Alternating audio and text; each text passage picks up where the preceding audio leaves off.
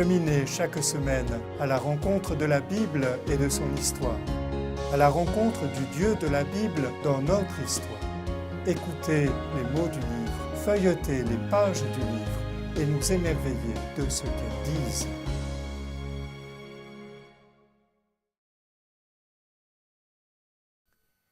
Jésus annonce la bonne nouvelle du royaume de Dieu à travers les hauts faits que sont ses miracles. L'évangéliste Marc présente Jésus comme Fils de Dieu et il le prouve en rapportant davantage de miracles que de discours. Il signale ainsi la puissance du Christ tout en ne négligeant pas sa dimension humaine.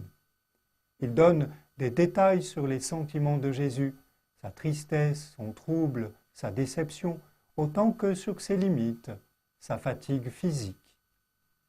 L'évangile de Marc nous rapporte 19 miracles.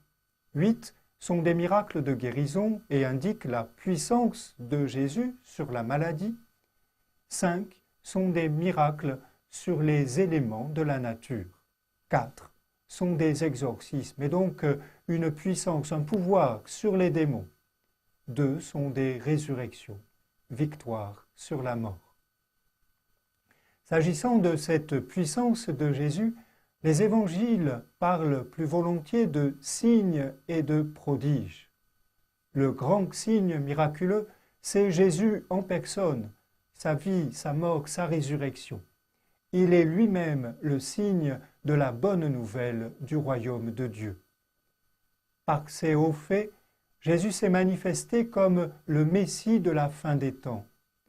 Mais il ne pouvait prouver sa puissance à ceux qui ne croyaient pas. Il ne put faire aucun miracle dans sa ville natale parce que les gens doutaient de lui. Tout au contraire, les miracles renforçaient la foi de ceux qui n'avaient aucun a priori contre lui.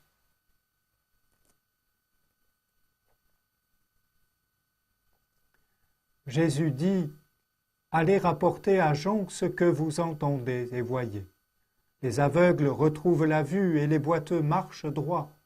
Les lépreux sont purifiés et les sourds entendent. Les morts ressuscitent et la bonne nouvelle est annoncée aux pauvres. » Dans l'Évangile selon saint Matthieu au chapitre 11.